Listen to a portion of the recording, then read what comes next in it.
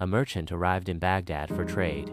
In the past, there was a custom that when a merchant went to a country for trade, he would first meet the king of that land, show all his merchandise, and inform him about its qualities and uniqueness. Thus, after reaching Baghdad, this merchant was presented to the king's court. The merchant offered gifts to the king and then displayed his goods, describing the excellence of each item one by one. "Your Majesty, this is a water-powered clock that I bought from Greece. This is a carpet I purchased from Iran, woven from pure silk threads. And this pen, please observe, I bought from Japan at a very high price," the merchant explained, highlighting the significance of each item. The king smiled and said, "Very well.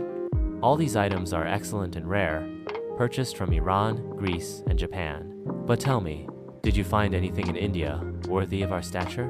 To impress the king, the merchant replied, "Your Majesty, there were many things worthy of your stature, but the one thing that caught my fancy required me to stay there for some time to acquire it, whereas I only had 2 days." The king asked, "Well, what was that thing?" The merchant said, "Sir, it is a pearl, and its special quality is that it grows when shared with others. It cannot be stolen, and many ornaments can be made from it." The king was very impressed and said, "I wish to acquire it." He immediately dispatched a special minister with supplies and a directive to return only after obtaining the pearl. The minister set out on his mission, traversing forests, seas, mountains, and desert, searching every corner. He wandered from valley to valley, asking everyone about this rare and unique pearl. But everyone replied that no such pearl exists, that cannot be stolen, and from which many ornaments can be made. People laughed at his quest, saying, "The traveler has gone mad." Months passed, and the shadows of despair grew darker, but the fear of returning empty-handed to the king kept him restless.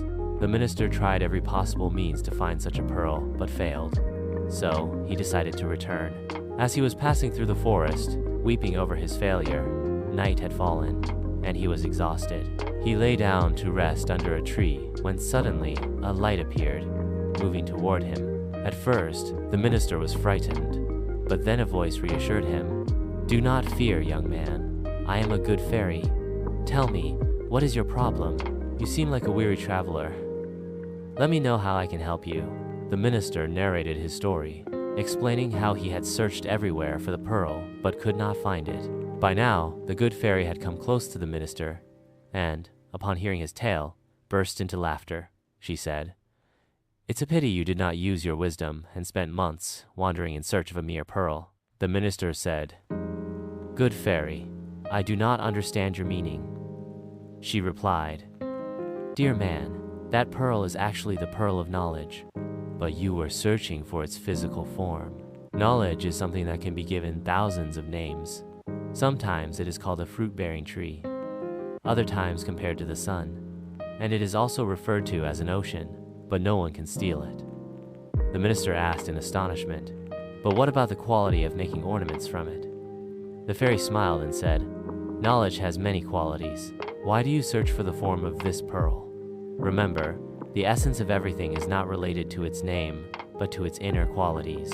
Similarly, knowledge is a rare pearl. Whoever acquires it adorns themselves with it, just as one adorns themselves with jewelry.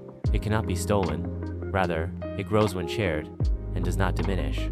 The minister listened carefully to the fairy's words and finally became convinced that knowledge is indeed such a pearl, and whoever possesses it becomes the owner of the most precious ornament in the world. The minister thanked the fairy, who then disappeared. Now, the minister was very happy and returned to his country, singing songs of his success.